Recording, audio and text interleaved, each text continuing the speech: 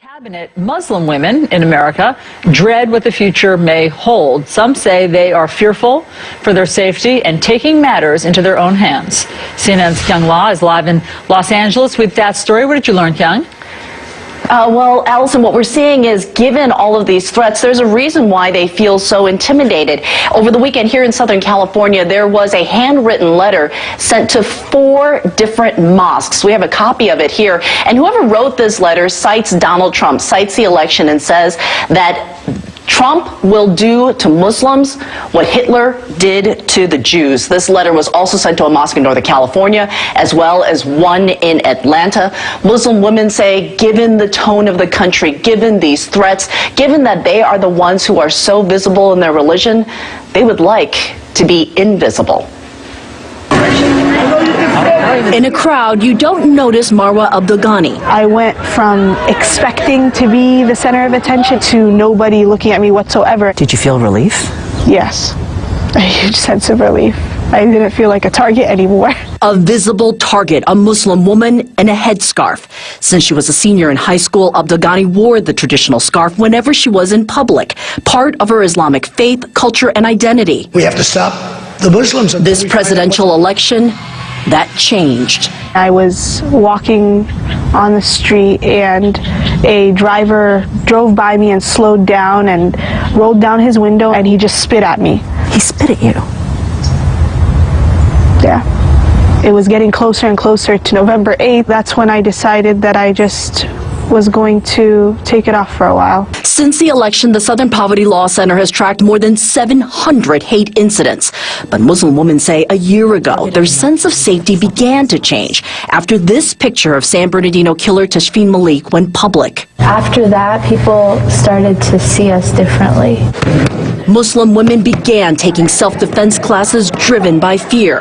Now, post-election, sharing tips on social media and making a searing choice, their faith or personal safety. The headscarf has just become something that went from being a very spiritual element of a woman's life to being something where she had to be scared to wear it. I myself just didn't feel like I wanted to continue with that fear. The only places where Abdelghani feels free to express that part of Islam is in the privacy of her apartment and her mosque. To the incoming Trump administration, this young Muslim woman has this message. When you hold that kind of position and you think it is okay to make these racist, Islamophobic, sexist statements, there are people, unfortunately, as crazy as they are, who look up to you and they will follow you and they will act out in response to what you're saying. Do you think you will wear it again someday? Yeah, I hope so. I hope I can wear it one day again. I hope I can feel safe enough to do so. To practice one of the founding principles of America, freedom of religion. Kyung, it's really interesting to hear from her, and we totally understand why she would make that decision to take off the headscarf. There are other women who see the headscarf differently. What's their idea? Yeah, what we saw, and which I thought was really interesting, is in the same way that you're hearing women, Muslim women, talking about how the headscarf terrifies them in this climate, you're also seeing a different reaction. Women saying that you have to wear it, not just for religious reasons, but in an act of defiance. So what we're seeing across social media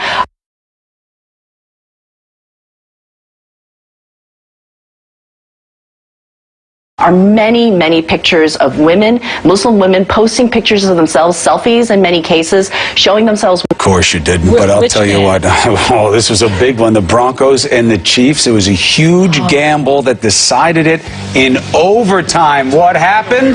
The Bleacher Report has it next.